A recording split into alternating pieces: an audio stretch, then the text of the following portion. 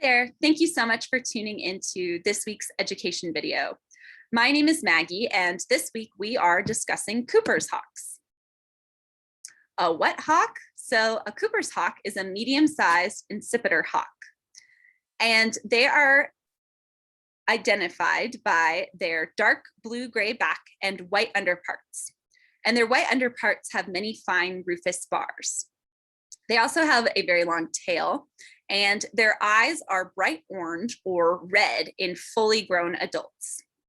Interestingly, sometimes the female Cooper's hawks do not achieve that red coloration in their eyes. It'll just stay that bright orange color. But you can see that the adult Cooper's hawk in the picture on the left has achieved those beautiful bright red eyes as an adult. That photo brought to us by Doug Brown on the right is a picture of a juvenile Cooper's hawk. And they have a brown back and brown streaked underparts. And they're actually born with blue eyes, which turn into a yellow color as they are a juvenile in their juvenile plumage. And they're so well adapted to living in suburban areas because they are mainly eating other birds, such as doves and pigeons. So they do not mind living right along with our humans here in Albuquerque. So here's some more pictures of Cooper's hawks. You can see that photo on the right is of an adult Cooper's hawk.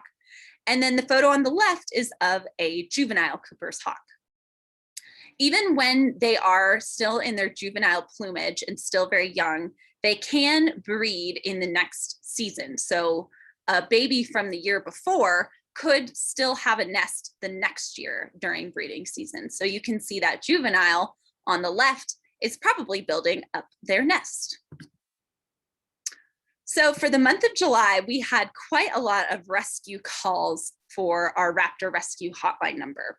We had a total of 90 calls made to our hotline number, which averages about 3 calls a day.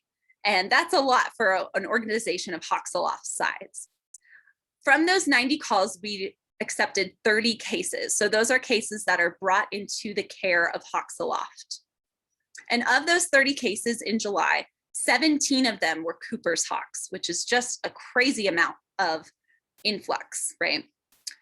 Out of those 17, 5 of those Cooper's hawks in July were actually what we call bird napped. So those birds were just young fledglings who were learning how to fly.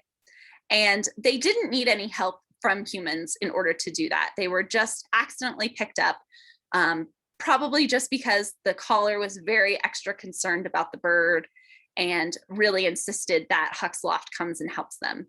But a lot of the times with those healthy fledglings, the best thing to do is just leave them alone. And that is most of the time, always forever.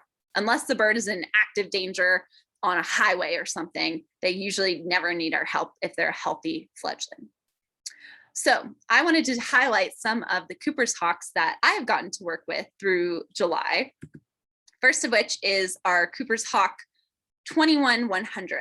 And that number comes from our Wildlife Rehabilitation MD records, so WORMed for short. And that's how we keep track of all of those birds that come into us and how our veterinarians are able to prescribe care, that we can see the record of what their care is, where they came from, where they were rescued from, and what ends up being the actual fate of that bird. So in case their rescuer calls back and says, hey, what happened to this bird? We are able to tell them that information and keep it in an organized way. So Cooper's hawk 100 was brought to us from Albuquerque with a metacarpal fracture to its right wing. And this is a juvenile, you can see from her plumage. And we know she's a female because she is a lot bigger than the male Cooper's hawks, even as a juvenile. And so this bird was brought to us with that fracture and a pretty intense wound on that wing, but it is still in recovery. So we're hoping that that fracture will heal well enough for it to be released back into the wild. But that wound is much, much better. And this bird is currently under my care at my house. So that's Cooper's hawk 100. The next bird is Cooper's hawk 122. So you can see we had a crazy amount of birds between that time, 22 birds. This bird was brought to the office here at Hawks Aloft with another Cooper's hawk that was brought to us. So this bird was attacked by a dog in Albuquerque and was, we thought maybe had a left wing injury. But it turns out its left wing we couldn't find any injuries with it. The radiographs came back with nothing that was seen. But it did have to stay on antibiotics because of that dog attack. We wanted to make sure there were no weird infections happening from its attack.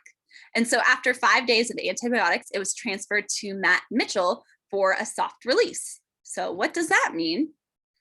Matt Mitchell is an amazing falconer who lives outside of the Socorro area.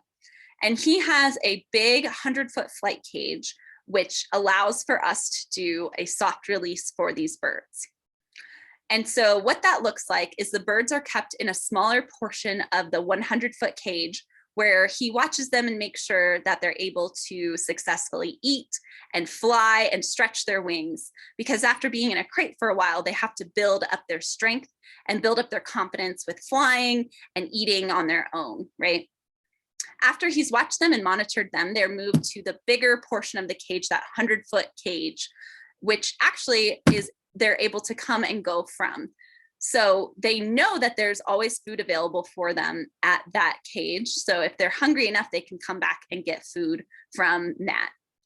And Matt, last week, I drove birds to him. I drove 3 Cooper's hawks, maybe just 2 or 3 Cooper's hawks to him for that soft release process. And when I talked to him last week, he had 12 Cooper's hawks that were waiting for that soft release.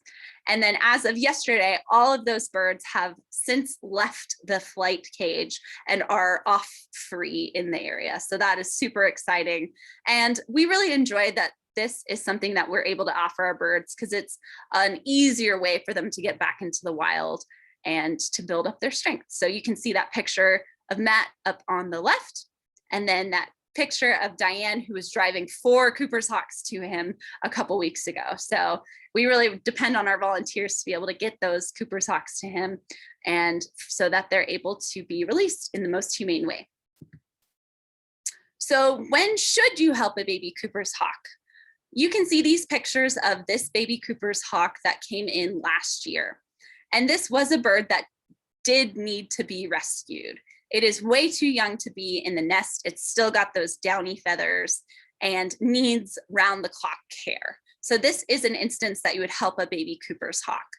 But most of the time, the best thing to do if you see a fledgling Cooper's hawk, so the juvenile plumage, the best thing to do, unless you see that bird is clearly hurt, is just to leave it alone. It's got to learn how to fly, and it's got to learn how to be a bird. So that's the best way to help a Cooper's hawk. So thank you so much for tuning into our education video this week. Make sure you like this video. It'll help us get more viewers, and we'll see you next time.